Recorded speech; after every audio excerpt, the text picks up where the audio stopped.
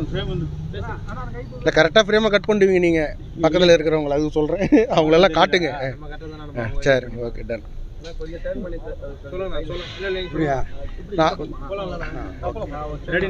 அனைவருக்கும் வணக்கம், பத்திரிகையாளர் எல்லாருக்கும் வணக்கம். பாவம் நீங்கள் 1 மணி நேரமாக வெயிட் பண்ணிட்டுருந்தீங்க. இன்றைக்கி வந்து அந்த 1 வருஷத்துக்கு முன்னாடி இந்த காணாத்தூரில் பார்த்தீங்கன்னா கொடிக்கம்பம் கேஸ் ஒன்று போட்டாங்க. ஒரு பொய் கேஸ் அது. அந்த கேஸுக்கு வந்து 1 வருஷம் கழித்து ஒரு சார்ஜ் ஷீட்டை போட்டிருக்கிறாங்க. அந்த சார்ஜ் ஷீட்லேயே வந்து பல தவறு இருக்குது. அதெல்லாம் வந்து நம்ம அட்வொகேட்ஸ் வந்து இப்போ தான் பார்த்தாங்க. அதை அந்த சார்ஜ் ஷீட்டை வாங்குறதுக்கு சம்மன் கொடுத்துருந்தாங்க. இன்றைக்கி வந்திருந்தோம். என்னோட சேர்ந்து இன்னொரு 5 கட்சியினுடைய தொண்டர்கள் வந்தாங்க. அவங்களும் அந்த அக்யூஸ்டாக இருக்கிறாங்க.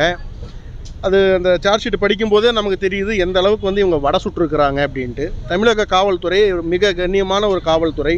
இன்றைக்கி நீங்கள் பார்த்தீங்கன்னா இவங்க வந்து திமுகக்காக வேலை செய்கிற அளவுக்கு வந்து இறங்கியிருக்கிறாங்கன்றது ரொம்ப மனசு வேதனையாக இருக்குது. ஏன்னா காவல்துறைன்றது பொய் சொல்கிறவனை அரெஸ்ட் பண்ணுறதுக்கு தான் காவல்துறை, தவறு செய்கிறவனை அரெஸ்ட் பண்ணுறதுக்கு தான் காவல்துறை, அவங்கள தண்டிக்கிறது தான் காவல்துறை. ஆனால் காவல்துறையே வந்து பொய் சொல்கிறாங்க, காவல்துறையே வந்து தப்பாக வந்து ஒரு அறிக்கையை கொடுக்குறாங்கன்னும் பொழுது மனசு ரொம்ப வேதனையாக இருக்குது. இது சட்ட ரீதியாக நம்ம சந்திக்க தயாராக இருக்கின்றோம். அதில் ஒன்று சும்மா இப்போ வாங்கிட்ட உடனே அந்த சார்ஜ் ஷீட்டை வாங்கின உடனே ஒரு 2 லைன் படித்தேன். இதான் சார்ஜ் ஷீட்டு. இந்த சார்ஜ் ஷீட்டு வந்து இது வந்து நமக்கு பெரிய அக்னாலஜ்மெண்ட் வச்சுக்கிங்களேன் என்னுடைய அரசியல் வாழ்க்கையில் எல்லா நண்பர்கள் எல்லாருக்குமே. இதில் வந்து ஒன்று சொல்கிறாங்க, அதாவது வந்து கொடிக்கம்பம் வந்து இருந்தது. அந்த இடத்துல வந்து அந்த கார்ப்பரேஷன் அதிகாரி வந்து நேராக என்கிட்ட தான் வந்தாராம். எப்போ 6:30 மணிக்கெல்லாம். அதாவது வந்து கொடிக்கம்பம் பார்த்த உடனே அவருக்கு வந்து உணர்ச்சி வசப்பட்டு அவர் வந்து இது யாருக்கிட்ட அமர் பிரசாத் ரெட்டி நீங்கள் யார்கிட்ட பர்மிஷன் வாங்கினீங்க அப்படின்னு என்கிட்ட தான் வந்து கேட்டாராம். அப்படிலாம் போட்டிருக்கிறாங்க இதில். நான் சொன்னேன்னா யார்கிட்டையும் பர்மிஷன் வாங்க வேண்டிய அவசியம் இல்லை, என்ன யார்கிட்டையும் பர்மிஷன் வாங்க வேண்டிய அவசியம் இல்லை, நாங்கள் இப்படி தான் பண்ணுவோன்னு சொன்னேன் அப்படின்னு சொல்லி ஒரு கம்ப்ளைண்ட் கொடுத்துருக்குறாங்க. அவங்க வந்து எக்ஸ்பிளைன் பண்ணியிருக்கிறாங்க. அதில் பத்திரிகை நண்பர்களெல்லாம் அங்கே தான் இருந்தீங்க காணாத்தூரில். நீங்கள் இல்லைனாலும் உங்களுடைய கோ ஜேர்னலிஸ்ட்லாம் அங்கே தான் இருந்தாங்க. நான் காணாத்தூருக்கு அந்த இடத்துக்கு எத்தனை மணிக்கு வந்தேன்றது சிசிடிவி ஃபுட்டேஜ் இருக்கும். நான் என்னுடைய மொபைல் நம்பருக்கு சிடிஆர் போட்டிங்கன்னா தெரியும் நான் இங்கே இருந்தேன். நான் வந்ததே 11 மணிக்கோ 10:30 மணிக்கு மேலே தான் வந்தேன் அந்த இடத்துக்கு.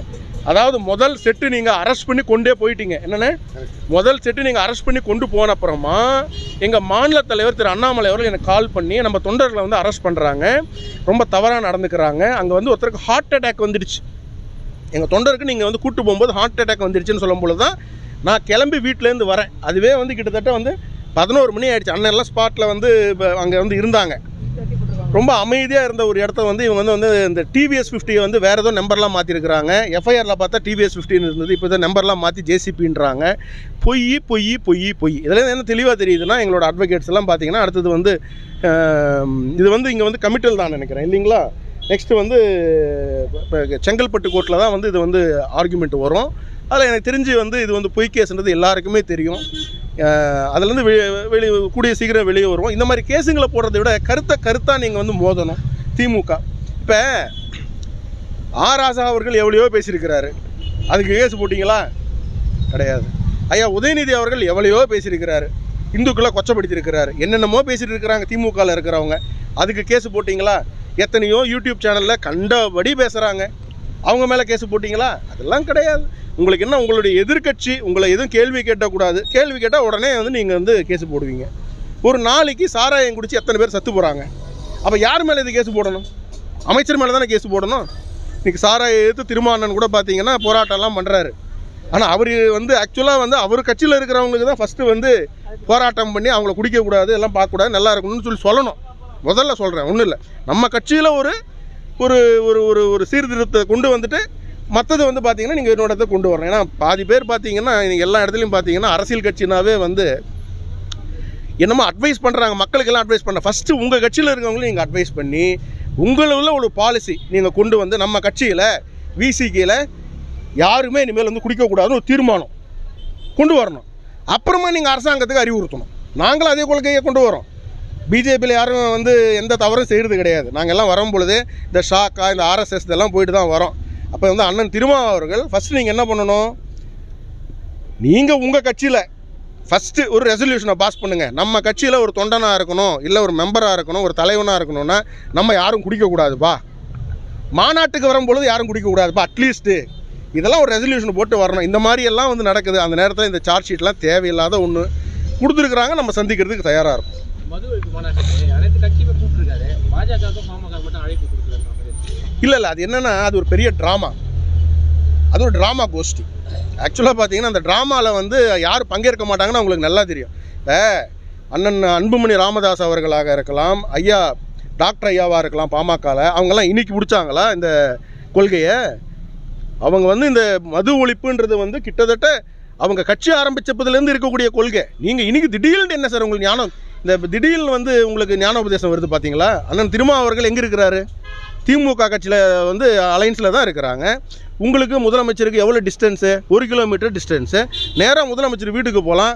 ஏங்க நாளையிலேருந்து நீங்கள் வந்து இனிமேல் வந்து இந்த சாராயமே இருக்கக்கூடாதுங்க, எல்லா கடை எல்லா கடையும் மூடுங்க, லிக்கர் ஷாப்லாம் மூடுங்கன்னு அவர்கிட்ட போய் வலியுறுத்தலாம். இந்த மாநாடு இதுக்கு ட்ராமா தானே.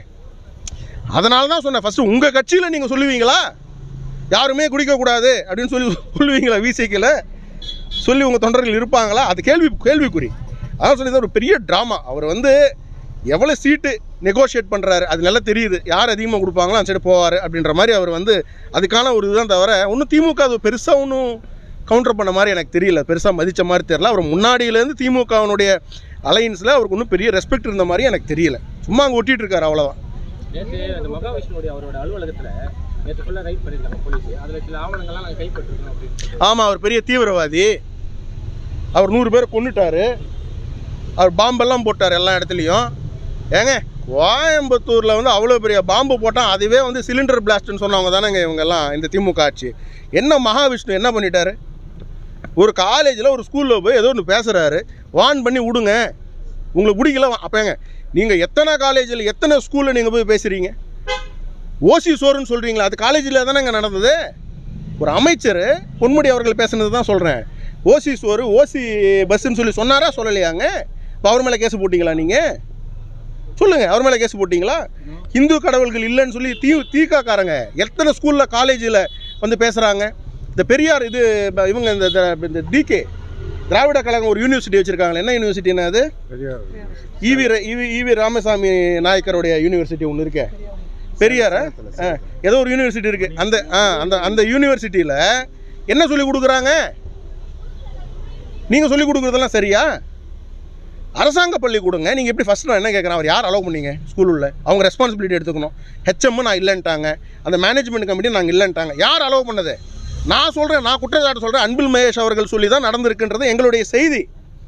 நீங்கள் தான் அலோவ் பண்ணியிருக்கணும். ஏன்னா அவர் உங்களை தான் வந்து பார்த்து லெட்டர் கொடுத்துருக்கிறாரா? லெட்டர் வெளியே வந்திருக்குல்ல. அமைச்சரை ஈஸியாக பார்த்துட முடியுமா? நான் ஜேர்னலிஸ்ட் உங்களை கேட்குறேன், நீங்கள் சொல்லுங்கள்.